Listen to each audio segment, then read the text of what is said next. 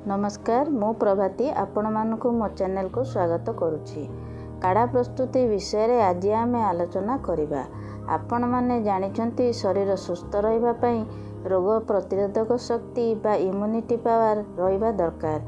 विशेष करी कोरोना भली महामारी रु रक्षा पाइबा पई इम्यूनिटी पावर रहिबा जरूरी। एथिपई घरे थिबा किछि खाइबा सामग्री को नै काढ़ा प्रस्तुत करिबा। आसंतु 4 जण पीवा भली काढ़ा प्रस्तुत करिबा।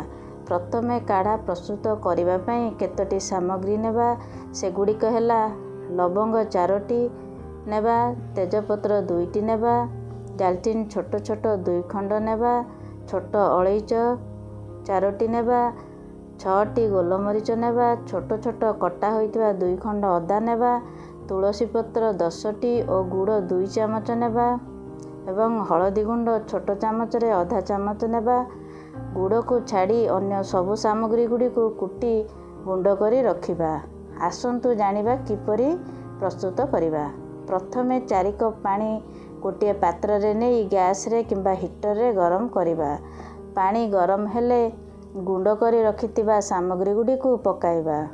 पानी फुटिले गुड़ 2 चामच पकाई किछि समय पई फुटिबा को छाड़ी देबा। जेपरी 4 कप पानी फुटी 2 कप रहिबो। तापरे काढ़ा को छाणी उषुम थाउ थाउ पीबा। एही काढ़ा को जने सुस्थ लोक दिन को थरे पी पारिबे।